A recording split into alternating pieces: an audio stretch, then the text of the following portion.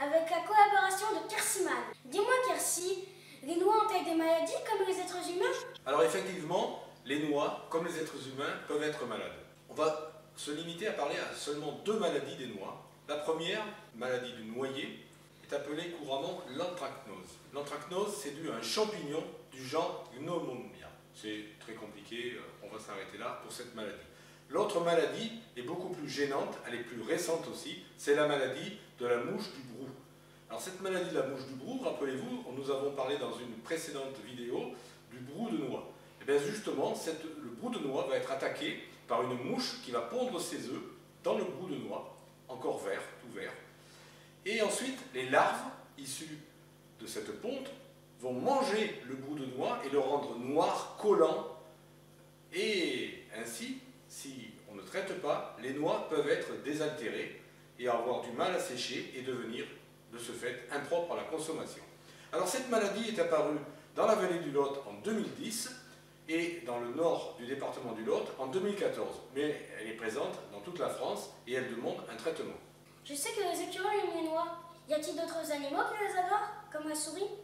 Alors effectivement, il y a des animaux qui aiment les noix. Tu as cité l'écureuil, tu as tout à fait raison. L'écureuil est très amateur de noix. Et également, rappelons-nous la vidéo précédente où on voyait les noix à maturité qui étaient tombées de l'arbre, qui étaient au sol. Et si on laisse les noix trop longtemps au sol, eh bien, nos amis, tu as parlé de la souris, et effectivement, toute la famille des rongeurs adore les noix, et c'est très désagréable d'aller ramasser des noix et ne trouver que des noix avec des petits trous, et donc impropres à la consommation, puisqu'il n'y aura rien à consommer à part la coquille. Ensuite, il y a également d'autres oiseaux qui s'intéressent aux noix, tous les oiseaux à bec pointu, le geai bleu en particulier, la mésange, grande amatrice de noix, le merle d'Europe, la corneille noire et également le pic-ébèche. Le pic-ébèche, pardon, pas ébèche, épèche, qui est amateur de noix. Donc voilà pour les animaux qui aiment les noix. Donc nous allons maintenant parler un peu de ces noix. Elles sont tombées au sol à maturité, il va falloir les ramasser.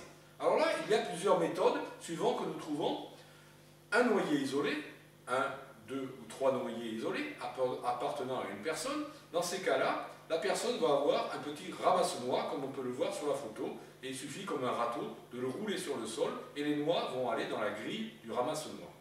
Ça, bien sûr, c'est très efficace, c'est très pratique, mais il faut bien sûr qu'il y ait peu de noix ramassées.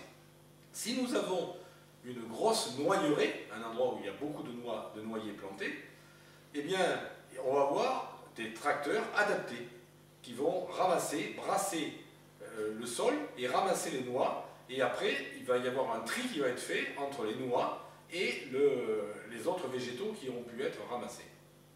Voilà. Après, on peut aussi faire à plusieurs, se mettre autour d'un arbre, et plus on sera, plus on ramassera de noix, comme on peut le voir sur la photo.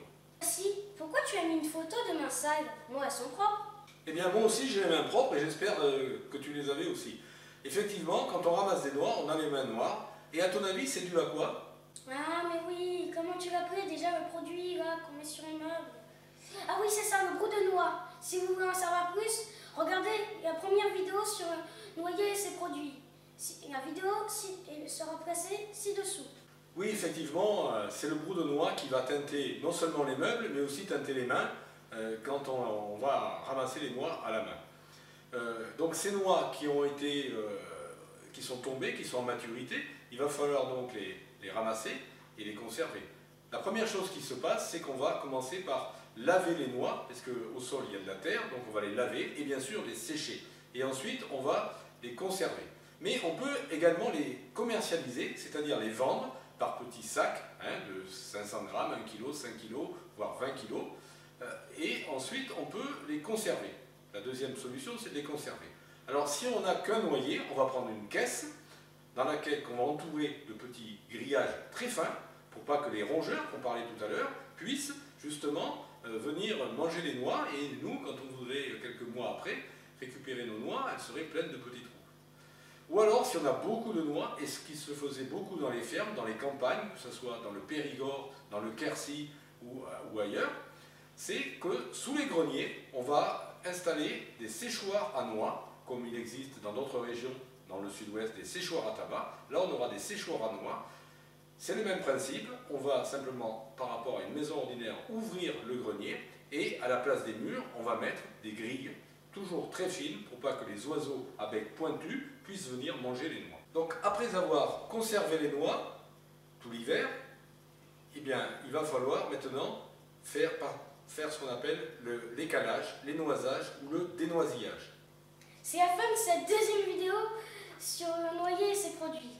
J'espère que cette vidéo vous aura plu et les autres arrivent prochainement. Attendez un peu. Si vous avez des questions, n'hésitez pas à en poser. Et sinon, mettez un pouce bleu et abonnez-vous pour que nous, les enfants, puissions continuer à vivre sur notre belle planète.